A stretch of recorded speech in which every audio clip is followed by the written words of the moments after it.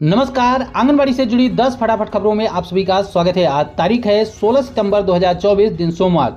तो चलिए देखते हैं आज की आंगनबाड़ी से जुड़ी हुई 10 महत्वपूर्ण खबरों को। इससे पहले आप वीडियो को कौन से राज्य कौन से जिले से देख रहे हैं कमेंट करके जरूर बताइएगा, ताकि आपके राज्य आपके जिले से हम ज़्यादा से ज़्यादा खबरें आप तक पहुँचा सकें। आंगनबाड़ी और आशा कार्यकर्ताओं को लेकर एक बहुत ही बड़ी और महत्वपूर्ण खबर निकल के आ रही उत्तर प्रदेश से। यहाँ पर खबर की हेडलाइन आप देखिएगा तो लिखा गया है कि आउटसोर्सिंग और संविदा कर्मियों की सेवा नीति लागू करने का बड़ा आश्वासन सरकार की तरफ से दिया गया है। आइए पूरी खबर को आपको बताते हैं। यह खबर उत्तर प्रदेश के लखनऊ में प्रकाशित की गई। लिखा गया है कि भारतीय मजदूर संघ के पदाधिकारियों ने शनिवार को मुख्यमंत्री योगी आदित्यनाथ से उनकी सरकारी आवास पर मुलाकात किया। इस मुलाकात में योगी जी ने उन्हें आश्वासन दिया है कि वह जल्द ही आउटसोर्सिंग और संविदा कर्मचारियों की सेवा नीति लागू करेंगे। इन कर्मचारियों को सेवा सुरक्षा देने के लिए सरकार पूरी तरीके से गंभीर है। किसी भी कर्मचारी के साथ अन्याय बर्दाश्त नहीं किया जाएगा, ऐसा कहना है योगी आदित्यनाथ जी का। यहाँ पर आगे आंगनबाड़ी और आशा बहनों का भी जिक्र है, तो ध्यानपूर्वक देखिएगा। लिखा गया है कि भारतीय मजदूर संघ के क्षेत्र संगठन मंत्री अनुपम और प्रदेश अध्यक्ष विश्वेश्वर राय ने आईटी कंपनियों में कर्मचारियों की जो छटनी की जा रही है उसको लेकर भी बात की।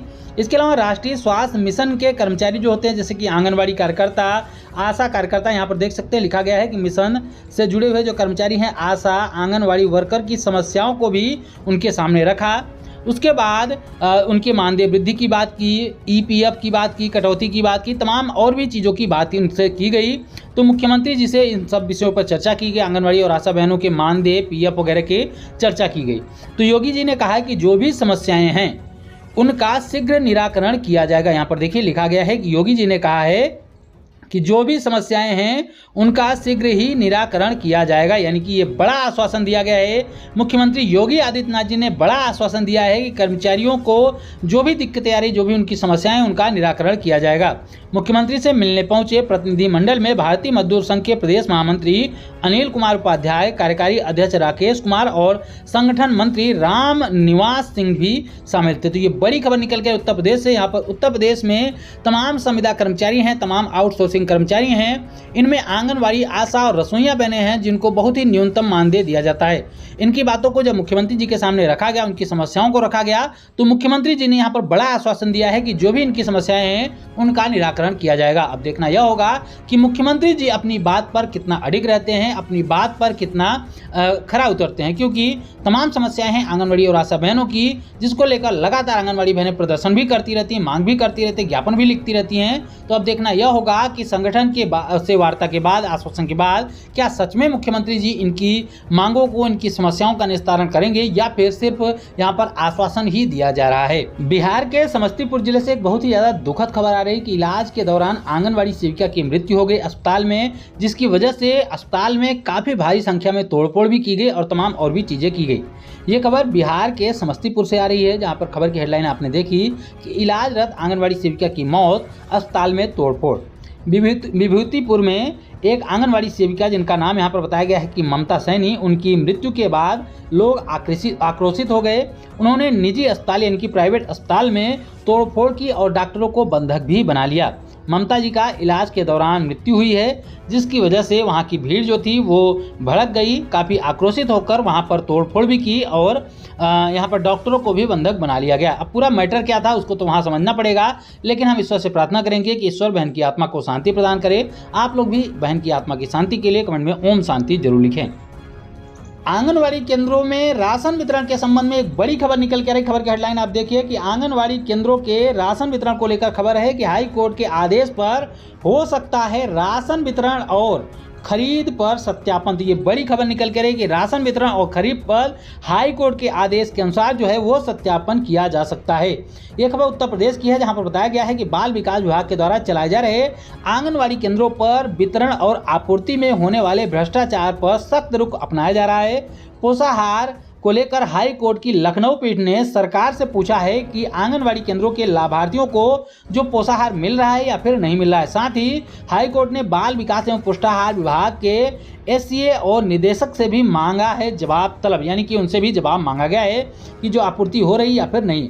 उत्तर प्रदेश इलाहाबाद हाई कोर्ट की लखनऊ पीठ ने योगी सरकार से पूछा है कि आंगनबाड़ी केंद्रों में पंजीकृत गर्भवती और धात्री महिलाओं और 6 साल तक के बच्चों को विभाग के द्वारा बनाए गए दिशा दिशा निर्देशों के अनुसार पोषण आहार मिल रहा है या फिर नहीं।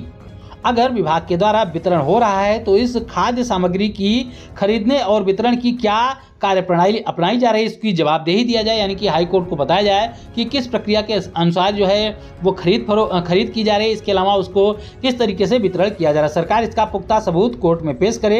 याचिकाकर्ता पीयूष रावत और अन्य लोगों के द्वारा गर्भवती और धात्री महिलाओं और 6 साल के बच्चों को पोषाहार न मिलने पर जनहित याचिका दायर की गई थी, जिसके बाद ये पूरा कार्यक्रम हो रहा है। यानी कि आंगनबाड़ी केंद्रों में सही तरीके से पोषाहार का वितरण नहीं हो पा रहा है। इसकी शिकायत को लेकर हाईकोर्ट में याचिका डाली गई थी, जिसकी सुनवाई करते हुए हाई कोर्ट ने उत्तर प्रदेश सरकार से सवाल किया है कि आखिर आंगनबाड़ी केंद्रों में पोषाहार का वितरण हो रहा है या फिर नहीं हो रहा है, और अगर हो रहा है तो उसका सबूत दिया जाए किस तरीके से हो रहा है, और नहीं हो रहा है तो उसका भी जवाब दिया जाए।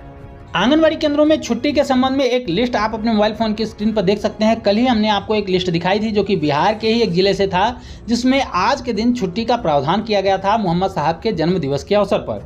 लेकिन एक और लिस्ट आप देख सकते हैं, यह दूसरे जिले का है, बेतिया जिले का, पश्चिमी चंपारण के बेतिया से। यहाँ पर देख सकते हैं कि वर्ष 2024 में आंगनबाड़ी केंद्रों के अवकाश की तालिका है। इसमें आज के दिन की कोई भी छुट्टी नहीं दी गई। यहाँ पर देख सकते हैं लास्ट जो छुट्टी थी इस महीने की वो तीज की दी गई 6 सितंबर बुधवार को। इसके अलावा जिउतिया की 25 सितंबर को छुट्टी रहेगी, यानी कि इस बीच में आज के दिन 16 सितंबर के दिन यहाँ पर कोई भी छुट्टी का प्रावधान नहीं किया गया है। आंगनबाड़ी केंद्रों में छुट्टी की एक लिस्ट मध्य प्रदेश के भिंड जिले से भी आ रही है। यहाँ पर भी देख सकते हैं कि यहाँ पर भी तमाम छुट्टियों के बारे में जानकारी दी गई है, जहाँ पर टोटल 13 छुट्टियाँ दी गई हैं। इन 13 छुट्टियों में ज़्यादातर छुट्टियाँ बीत चुकी हैं। रक्षाबंधन, जन्माष्टमी, हरतालिका तीज बीत चुकी है, यानी कि इस साल में केवल 3 छुट्टियाँ और मिलने वाली हैं आंगनबाड़ी बहनों को मध्य प्रदेश के भिंड। तो कौन कौन सी छुट्टियां होंगी, तो अगली छुट्टी जो होगी आपकी वो दशहरा पे होगी, यानी कि 12/10/2024 को आपको अगली छुट्टी मिलने वाली है 1 दिन के लिए। इसके अलावा 31/10/2024 गुरुवार को दीपावली की छुट्टी मिलेगी। इसके बाद 1/11/2024 को शुक्रवार को पड़वा या फिर दीपावली के 1 दिन बाद की छुट्टी मिलेगी। इस तरीके से 3 छुट्टियां और बाकी हैं। इसके अलावा बाकी की सारी छुट्टियां 10 दिन की छुट्टियां बीत चुकी हैं। इसके अलावा केवल जो रविवार की छुट्टियां हैं वही छुट्टियां आपको मिल पाएंगी। इसके अलावा अगर आकस्मिक कोई जैसे बारिश हो गई या फिर कोई और भी प्राकृतिक आपदा आ गई, उस दौरान अगर जो छुट्टी होती है वो छुट्टियों की लिस्ट में नहीं होती है, तो वो छुट्टियां आकस्मिक जिलेवार दी जाती हैं। उत्तर प्रदेश के सीतापुर जिले से एक महत्वपूर्ण खबर देख सकते हैं कि सीतापुर न्यूज 272 आंगनबाड़ी केंद्रों में बनेंगे लर्निंग कॉर्नर। जैसा कि आप सभी को पता है कि पूरे प्रदेश में तमाम आंगनबाड़ी केंद्रों में लर्निंग कॉर्नर बनाए जाने की बात चल रही है। तो यहाँ पर भी सीतापुर जिले में बताया गया है कि जिले के 272 को लोकेटेड आंगनबाड़ी केंद्रों में लर्निंग कॉर्नर बनाए जाएंगे। एक केंद्र पर 8,110 रुपये खर्च किए जाएंगे, यानी कि जब आंगनबाड़ी केंद्र को लर्निंग कॉर्नर के रूप में विकसित किया जाएगा, वहाँ पर तमाम और भी सुविधाएं दी जाएंगी, तो उसमें अलग से 8,110 रुपए खर्च किए जाएंगे। इससे पूर्व प्राथमिक शिक्षा लेने वाले नौनिहालों को फायदा मिलेगा। इन नौनिहालों को खेल खेल में पढ़ाई करवाई जाएगी। यह धनराशि एसएमसी के खाते में ट्रांसफर की जाएगी। नई शिक्षा नीति के तहत 3 से लेकर 6 वर्ष के बच्चों को प्राथमिक शिक्षा जो है वो आंगनबाड़ी केंद्रों में दी जाती है।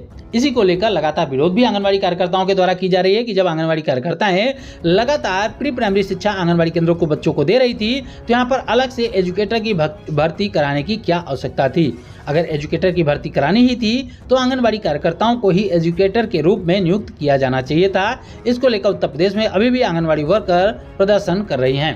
तो ये थी दोस्तों अब तक की आंगनबाड़ी से जुड़ी हुई 10 महत्वपूर्ण खबरें। हम उम्मीद करते हैं कि हमारी आज की यह वीडियो आपके काम की रही होगी। वीडियो अगर आपको पसंद आई हो तो वीडियो को लाइक जरूर करिएगा, शेयर जरूर करिएगा अपनी जैसी आंगनबाड़ी बहनों के साथ। और आंगनबाड़ी से जुड़ी ऐसी ही महत्वपूर्ण खबरों को पाना चाहते हैं तो चैनल को जरूर सब्सक्राइब करके रखें।